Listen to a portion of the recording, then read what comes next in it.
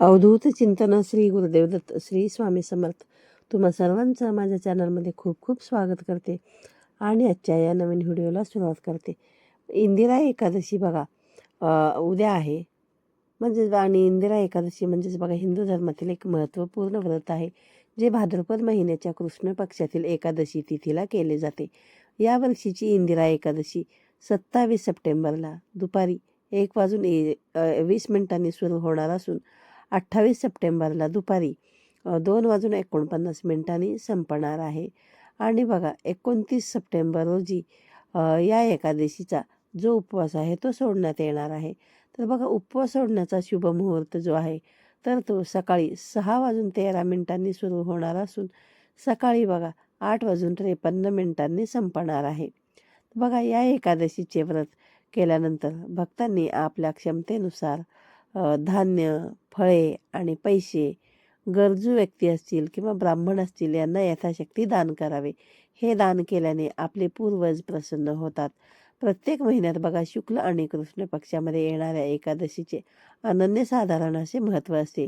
इंदिरा एकादशीच्या व्रताने बघा व्यक्तीची सर्व पापांमधून मुक्तता होते असे म्हटले जाते आणि अंतिम समयी मोक्षसुद्धा प्राप्त होतो असे म्हटले जाते. असं हे जे आहे ते शास्त्रामध्ये सांगितलं गेलेलं आहे. पंचांगानुसार हे व्रत बघा भाद्रपद महिन्यातील कृष्ण पक्ष तिथीला एकादशीला असे म्हटले जाते. आणि बघा भगवान विष्णूंना ही तिथी समर्पित आहे. या इंदिरा एकादशीच्या व्रतामध्ये विधिवत उपवास केल्याने सांसारिक सुख जे आहे ते प्राप्त होतात आणि शेवटी श्रीहरींच्या चरणामध्ये स्थान मिळते. आणि बघा या दिवशी भगवान श्रीहरी विष्णूंची पूजा आणि उपवास करण्यासोबतच गरजू लोकांना दान दिले जाते. बघा श्राद्धाच्या दिवशी विष्णूंची पूजा केल्याने पितृ जे आहेत ते तृप्त होतात असंही शास्त्रामध्ये सांगितलं गेलेलं आहे. बघा इंदिरा एकादशीची खास गोष्ट म्हणजे ती पितृपक्षामध्ये येत असते, त्यामुळे बघा त्याचे महत्त्व जे आहे ना ते आणखीनच वाढते.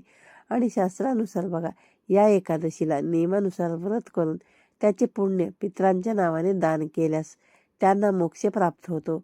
आणि बघा जो व्रत हे पाळतो एकादशीचं त्याला वैकुंठाची प्राप्ती होते असं देखील पद्मपुराणामध्ये या एकादशीचे व्रत करणाऱ्या व्यक्तीचे पितृ 7 पिढ्यांपर्यंत बघा मुक्त होतात आणि या एकादशीचे व्रत करणाऱ्याला मोक्षही प्राप्त होतो.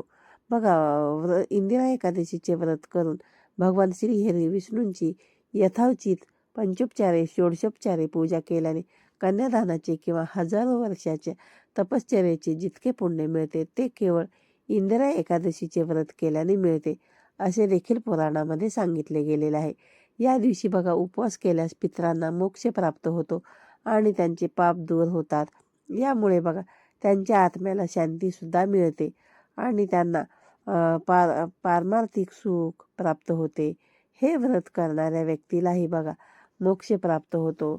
म्हणजेच काय तर पुनर्जन्मांच्या चक्रामधून त्यांना जे आहे तर ती मुक्ती मिळण्यास मदत होते असे देखील सांगितले गेलेले आहे.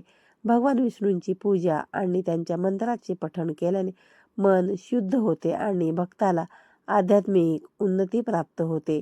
बघा या एकादशीचे व्रत आणि उपासना करण्याची पद्धत इतर एकादशीच्या सारखीच आहे, पण बघा या व्रतामध्ये फक्त एवढाच फरक आहे की या एकादशीला शाळीग्रामाची पूजासुद्धा केली जाते. एकादशीला बघा एकादशीच्या तिथीच्या 1 दिवस अगोदर दशमी तिथीला सकाळी उठून स्नान केल्यानंतर पुन्हा दुपारी नदीमध्ये जाऊन किंवा एखाद्या तलावाच्या ठिकाणी जाऊन स्नान करावे. त्यानंतर बघा पितरांचे श्राद्ध करून एकदा जेवण करावे. त्यानंतर बघा एकादशीच्या दिवशी स्नान करून झाल्यानंतर शुद्ध झाल्यानंतर सकाळी भगवान श्रीहरी विष्णूंसमोर व्रताची प्रतिज्ञा करून पूजा करावी. विष्णूंसह बघा माता लक्ष्मीची देखील पूजा करावी आणि पितरांच्या उद्धारासाठी प्रार्थना करावी. त्यानंतर संकल्प करावा की बघा हे भगवान श्रीहरी विष्णू, हे नारायण, आज मी सर्व भोगांचा त्याग करून निराहार होऊन एकादशीचे हे जे व्रत आहे ते मी करत आहे आणि मी आपणा शरण आले आहे. तुम्ही माझे रक्षण करा.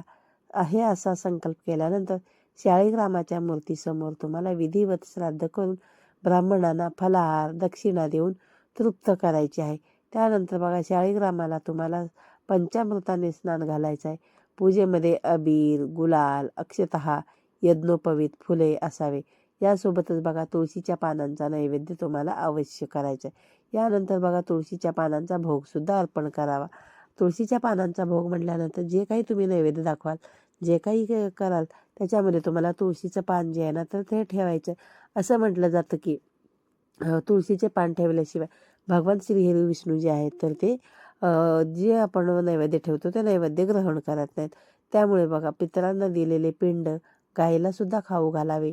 धूप, दीप, गंध, फुलं, नैवेद्य इत्यादी अर्पण करून भगवान श्री हरी विष्णूंची पूजा करावी.